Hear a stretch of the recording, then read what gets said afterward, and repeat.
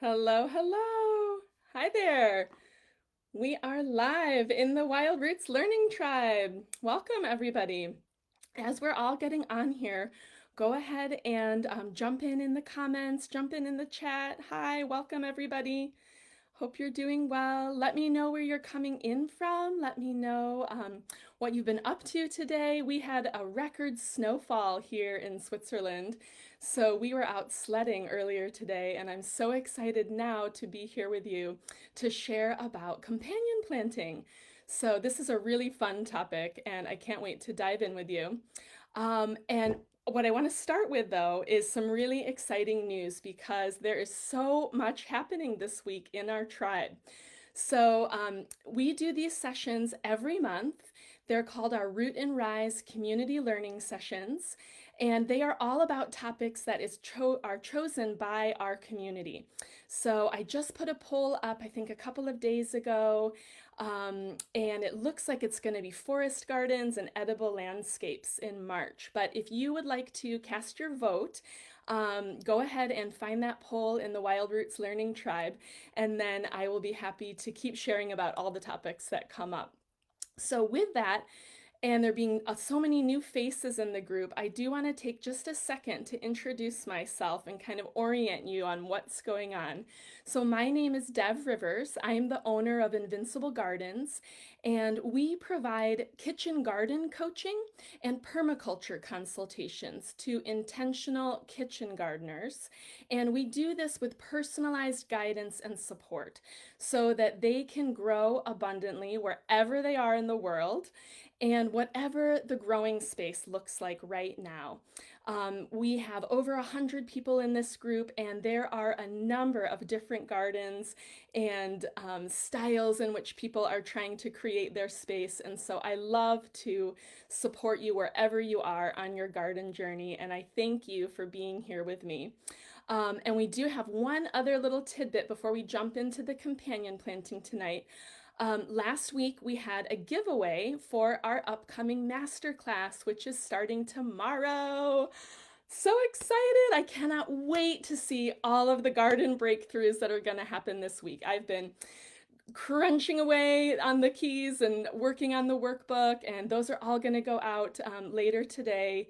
And about half of the group is signed up, so I'm really excited to be helping so many of you with your garden planning, with your garden design. And we are going to spend the full week together, Monday through Friday.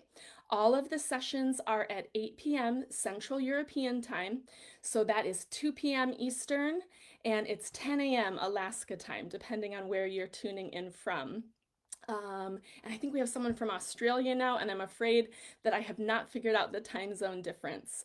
But what is great about the internet is that we will be able to record these sessions and they will go into the unit section of the group. So if you are not able to attend any of the live sessions, no problem at all. Just pop up there to the unit section and catch the replay. Okay, so if you have any questions throughout the week, I am here to support you.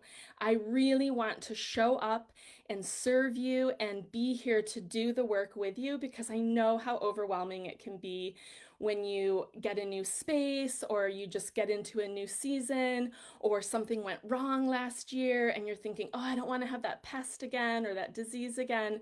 So I would really love to help you however I can throughout the week. I've opened up my calendar for implementation calls. So what this means is we'll have 20 minutes together and I will help you work through wherever you feel stuck from the masterclass. Okay, we're going to have a different topic each day. And then there will be a little homework thread where you can just kind of stay motivated, stay working on your garden design, connect with the community that's here, and just have fun with it, right? That's the whole point, is to just get the most joy out of our gardens as we can because I love the quote that comparison is the thief of joy. And so many times when we get into these situations and we see what somebody else's garden looks like, or what kind of space they have or don't have, or a pest they don't have, right? It's really easy to compare. And I want you throughout this whole class to just give yourself some grace and know that you are right where you need to be and that we are here to support and guide you. So you can connect with me on Calendly. I'm going to put the link here, make sure I spell it right, in the chat. If anybody would like to book an implementation call with me during the week, you can just use this link right here, and I'll be trying to post it around the group so it's easy to find. Okay, I see some faces are here with me. I can't see who you are, so if you want to jump in the chat and say hi, I'd love to know who I'm talking to. But what we did for the masterclass was we did a giveaway, and we asked you to share with your friends, your family, anyone that you thought that could benefit from growing a garden and having a little help with their design plan this year. So we had some wonderful people who shared. And our giveaway is for a $25 gift card to bookshop.org. So this is a lovely website that promotes independent bookstores. And so I cannot wait. I've got my little basket of names here, and I'm going to go ahead and just jump in because I'm so excited. All right, here we go. Vanessa, thank you so much. Vanessa is a wonderful sustainability expert and friend of mine, and I am so delighted to send you that gift card. I cannot wait to see what you choose to add to your library. How great. Okay, so I think that's all the little housekeeping bits for now. I love to hear from you guys. If you want to jump in the chat and let me know that you're here, or if you have any questions, just go ahead and pop them in there, and then I will keep an eye on things.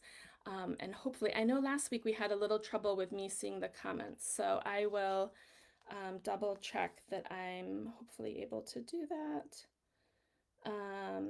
Okay, let's see here.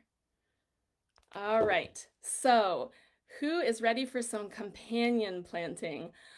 So I love this topic. It's a little bit science, a little bit folklore. So take it for what you will, but again, don't let this be something that overwhelms you and holds you back. Just use what you can and go from there. Okay, so I like to think about it with companion planting. We're thinking about the relationship between plants that we're growing together. So basically, the idea with companion planting is that you're either increasing the nutrient uptake of the plant, or you're improving their pest control, or you're maybe enhancing the pollination that's available to them. And in doing that, when you increase the pollination, you can also increase the yield from your crop, from the plants that you have. So companion planting is great because it allows us to add a ton of diversity to our gardens. And it's in this diversity that we gain the strength and the resiliency for our garden.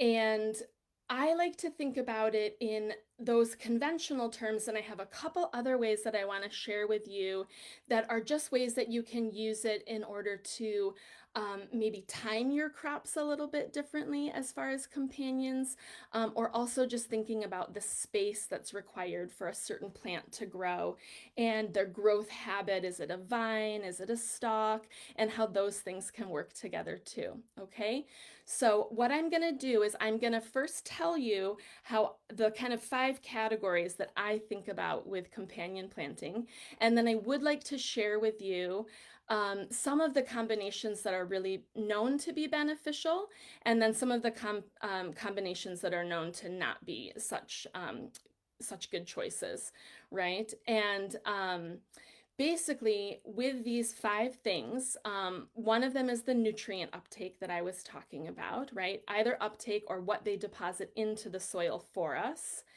The other one is pests. And again, kind of two sides of the coin. Is it a plant that is going to repel a pest that we don't want? Or is it a plant that is actually going to attract some good bugs?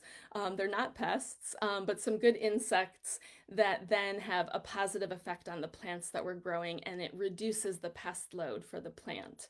The other category I want to talk about is the yield, and this can be affected both by not having pests and having the right nutrients, but also by the pollination. And this speaks again to increasing the diversity in our gardens and how much that allows us to avoid these certain pests, right? And to enhance the nutrients in our soil and the whole ecosystem as a whole. And when we do that, we increase our yield, right?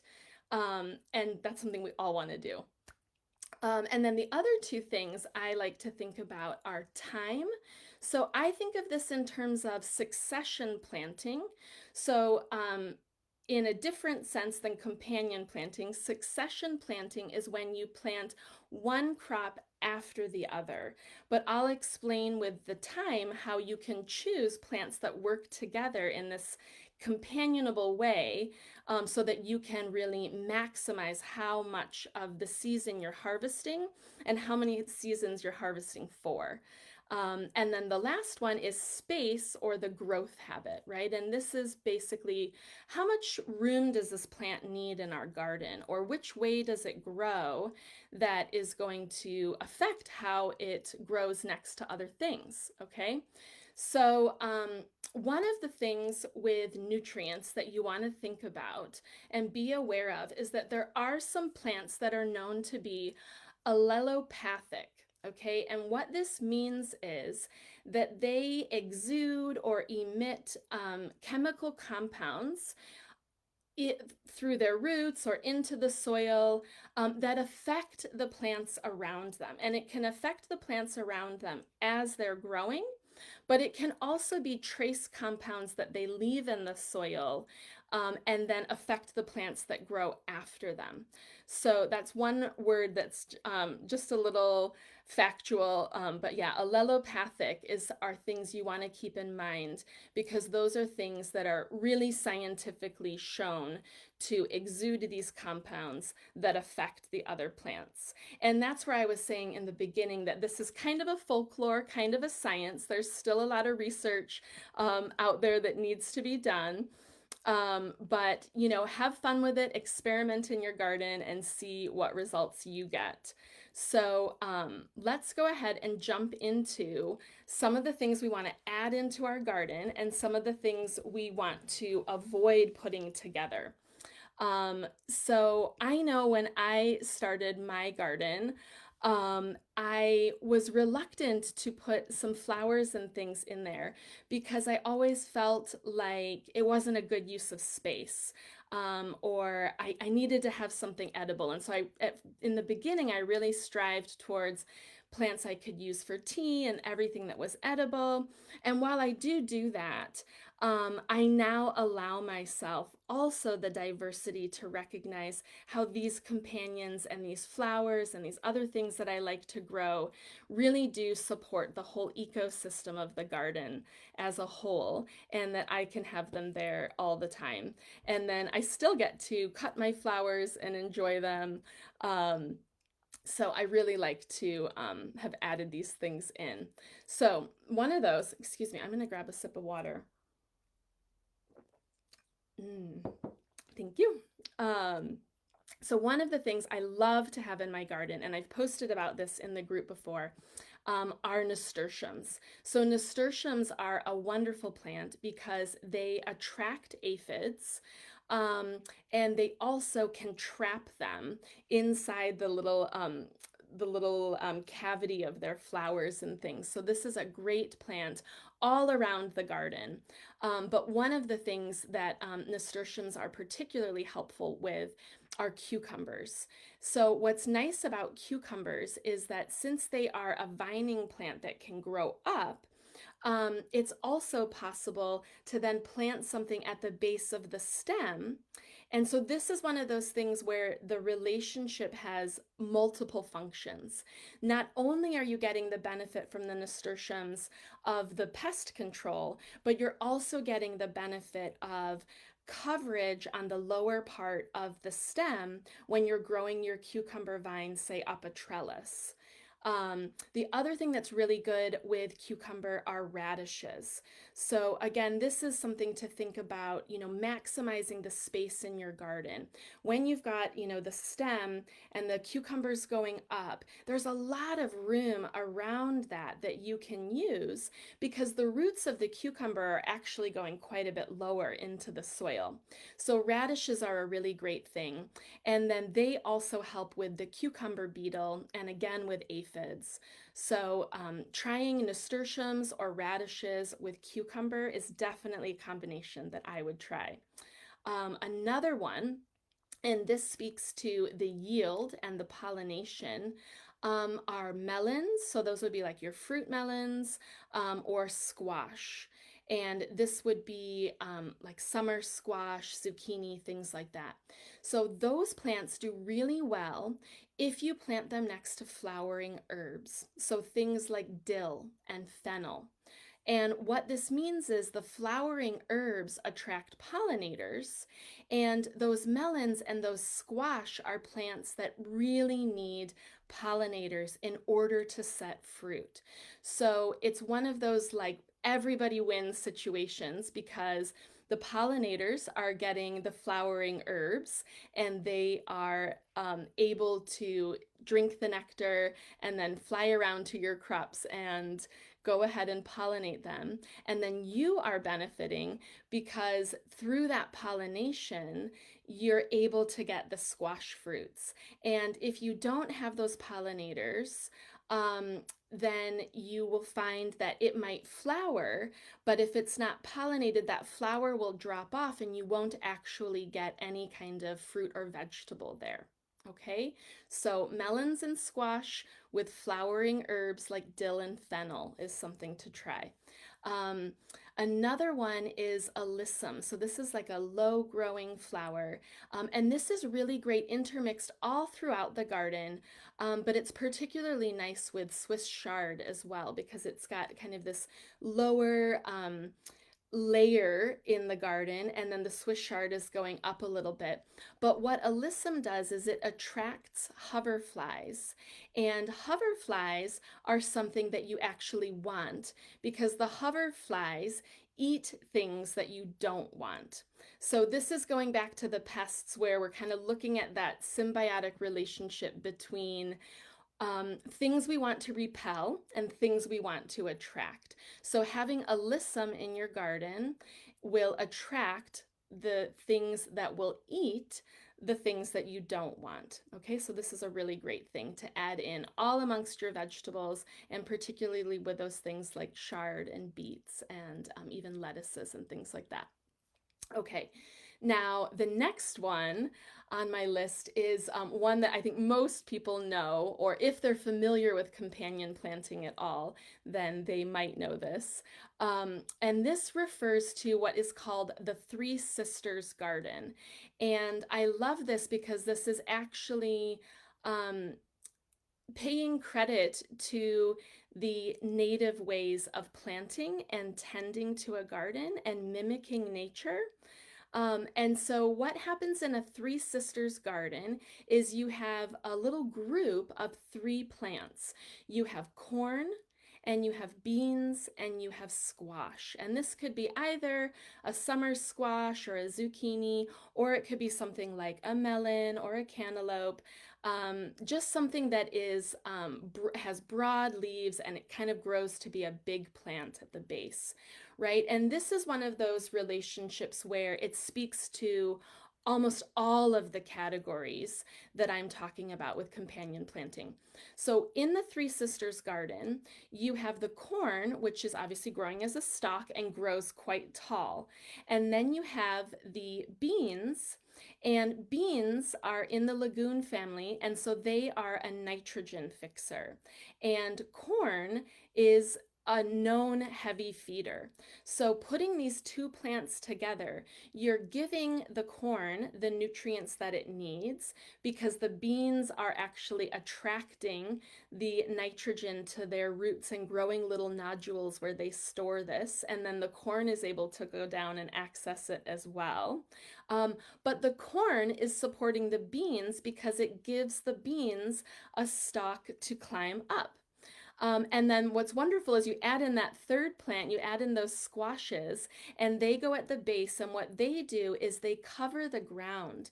So by having that ground cover and shading the soil, you retain the moisture in the soil. And so therefore you don't have to be going out and watering the corn in an excessive way when you have the ground covered and the soil protected like that. Um, so this is one of those things where you're getting the nutrients, you're also getting the space and the growth habit that are working together. And then you're also having things like time of harvest and when you're able to have these crops, and it all kind of works together in this happy companionship. So another one that I like to use in my own garden, and I use this kind of everywhere. Those of you who've been to my garden know that I have a couple of fruit tree guilds in my small urban garden, and then we have a terraced property, which is more of a forest garden on several acres of land in the Swiss mountains. And there we have all of the trees interplanted in fruit tree guilds and as part of a forest garden.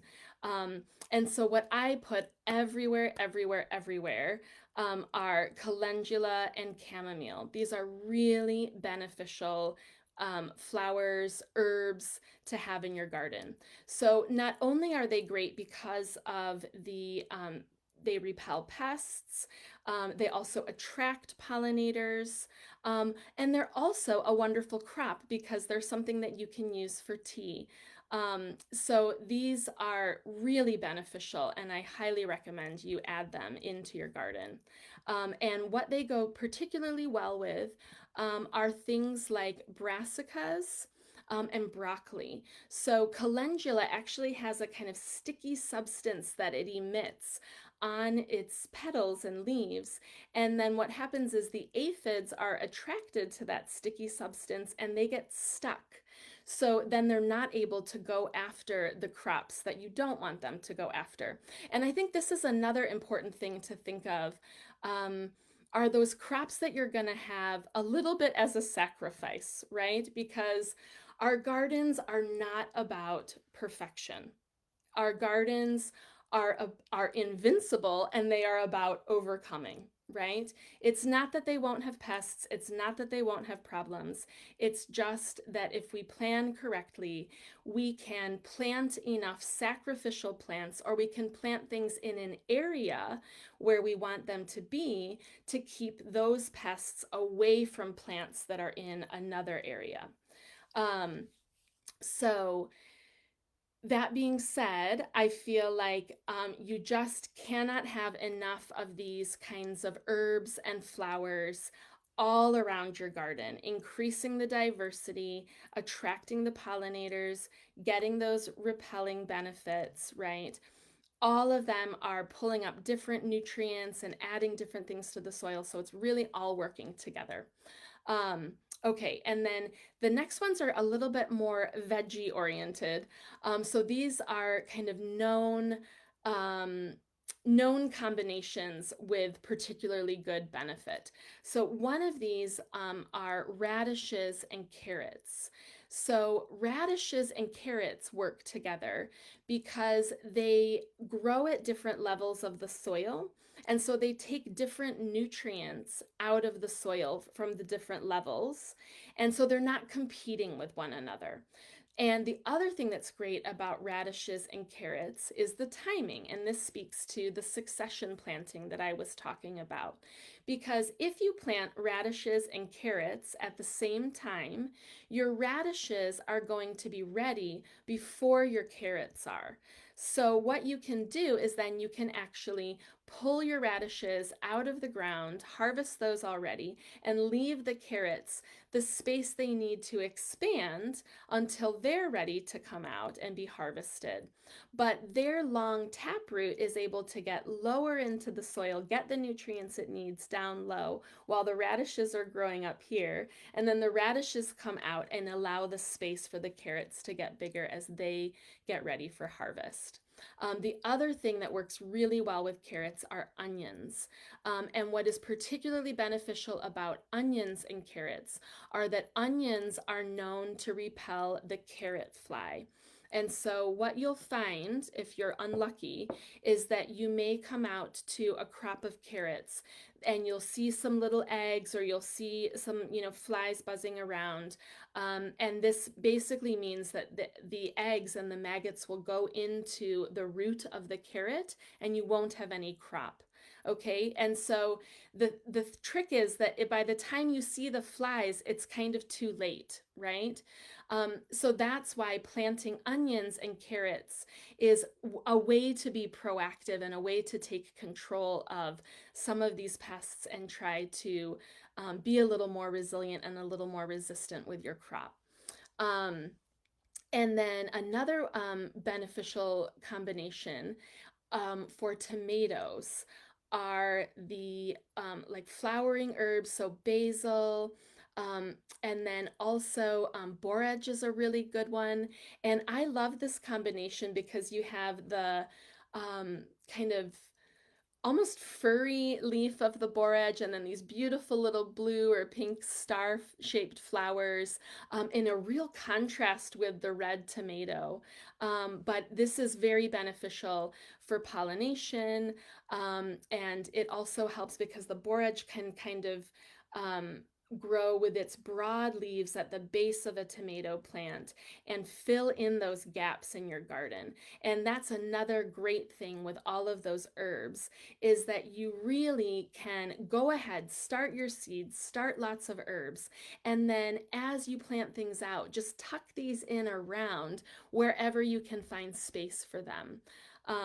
So that's a really nice thing with all of those herbs is that they help to fill in those nooks and crannies, and that really means that you can increase your yield because you're just able to use your space more efficiently by fitting more in. And when those plants are not competing with their roots at the same levels or with the nutrients at the same levels, then you're really getting it going with the companion planting. Okay, so one last good combination. I know this is a lot of information. Do not worry, these trainings are always here for you in the Wild Roots Learning Tribe. So if you want to come back and take notes, they're always stored in our monthly posts up in the unit section. But one last good one, and then I want to talk about the bad guys because we've all experienced some of that, I think. So one last one is what to do with these lettuces, right? Because I know a lot of people have slug issues, or some people get like flea beetles and things on their microgreens. So lettuces are something that if you want to try to be proactive, you need to do it a little bit carefully. So one of the most recommended things to plant with lettuces is mint.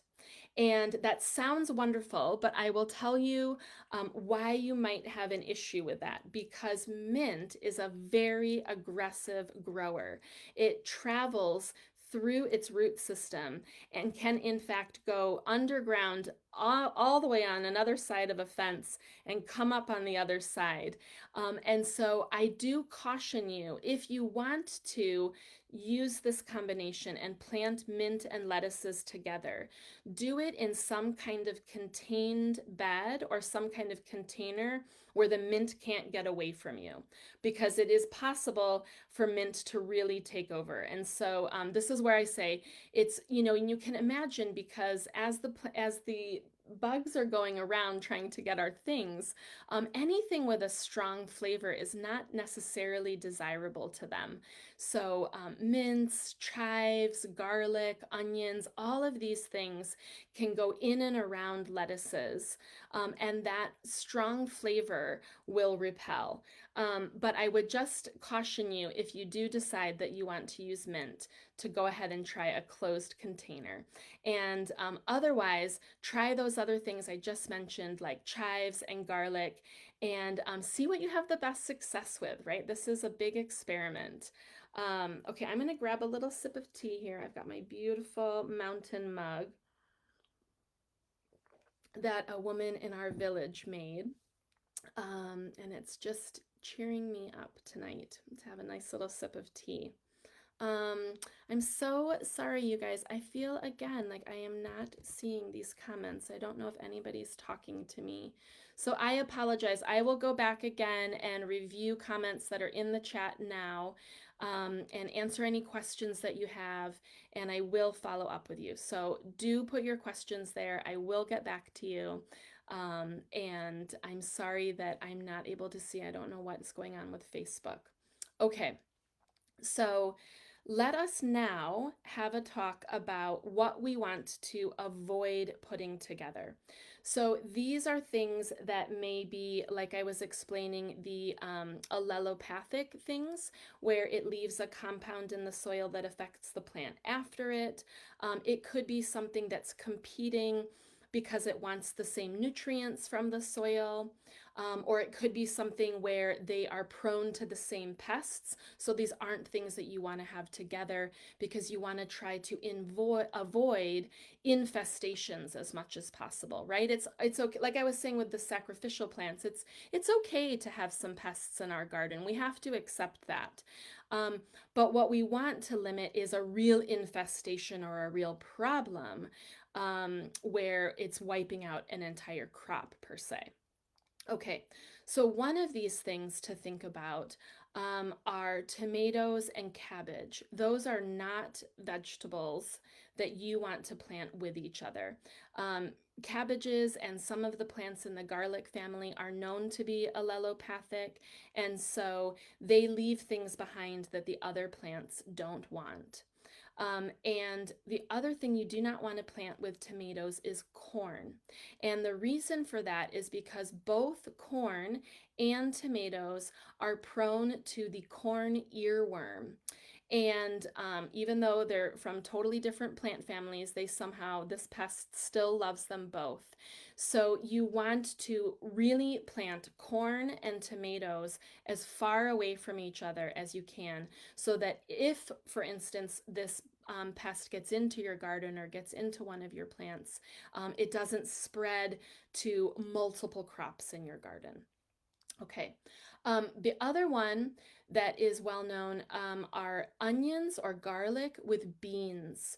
So beans are known to have impeded growth if they're planted near onions. And this is due to those things that are beneficial, right? When they repel the plant or the pests from other plants, those things like garlic and onions with the strong flavor, this is actually negative for our bean growth. Okay, so those are two things to not put together. Another one where it can affect the growth, are cucumbers and aromatic herbs like sage, is known to be a companion that cucumbers do not like. Okay. Um, and again, this just has to do with their chemical compositions and the plants working together. It does not mean that you don't have these crops in your garden. It just means that you're smart about where you put them. Okay. Another one, and this was again thinking about the crops and the way that the pests can come. And the other thing that can happen is that they can be prone to the same diseases because they may grow with a similar kind of leaf, or they may have a similar kind of structure that a disease um, can get at. Okay, so one of these combinations are zucchini and summer squashes with potatoes, because potatoes and these squashes are both prone to blight. And this can really wipe out an entire crop. There's a lovely woman. She gardens on the Isle of Man. Her site is called Lovely Greens, and poor thing, she had, yes, a total potato loss because of this blight. And the thing with blight is that it can also be problematic to get out of your garden, right? So, as much as possible, we want to try to be proactive and do this companion planting, get these healthy biodiversity relationships going in our garden so that we are not susceptible to this. Um, and then another one are carrots, and these we love to grow. I think it's one of our favorite crops. But carrots do not do well with dill. Or coriander or cilantro, as it's called in the States, or anise. So basically, again, when you think of these herbs, right, something like dill has a strong flavor, cilantro has a strong flavor, anise certainly does. Um, and so while these things would be beneficial for other plants, these again are actually harmful to carrots. So you want to avoid them. And one last thing I want to mention are carrots and parsnips. So sometimes you have to kind of think outside the box, because carrots and parsnips, both root vegetables, you would think they like the same things. Um, but what happens when you plant carrots and parsnips together is that you get kind of more of a monoculture bed, because the crops are so similar, instead of this polyculture bed where you have that biodiversity going on. So carrots and parsnips, because they are prone to the same pests, are better to be planted apart from each other. Okay. So I know this is like a lot of combinations and a lot of information to be throwing at you, but I know that people really do want to know specifically for their crops what they can and can't plant together. So I just wanted to cover some of those basic garden crops that most of us have in our gardens every summer, and how you can put some things together for your benefit, and how you can avoid putting certain things together that are not working. So I'm going to have a quick look here if I see anybody else that is trying to comment. Otherwise, you guys are being very quiet tonight. No one feels like saying hi, or I'm going to get a bunch of comments later and think, what the heck, Facebook? Um, so if that is the case, I feel like I have shared with you what I would like to about companion planting now. But let's do a quick review before I let you go. Um, and just remember the things that we're thinking about as we do this. So we've got the nutrients that a plant is going to take, the pests that it's prone to, or diseases that it's prone to. We have the pollination and the yield of the plant. We have the time when the crop is ready. So going back to the radishes and the carrots, where one crop is ready before the other and then allows the space for the other one to come behind. And lastly, that growth habit, like the corn and then the beans, which are able to grow up it. So I hope that thinking about those 5 things in terms of the relationship of your plants in the garden, and also allowing yourself these things that may not be edible, but may be really beneficial in your garden. So don't limit yourself and think, oh, this is not useful, or I think it's beautiful, but I don't really need it in my garden. If there's something you love to have in your garden, I really urge you to make space for it, because the more you enjoy your garden, the more you will be out there and benefit from all of those positive relationships that are working together.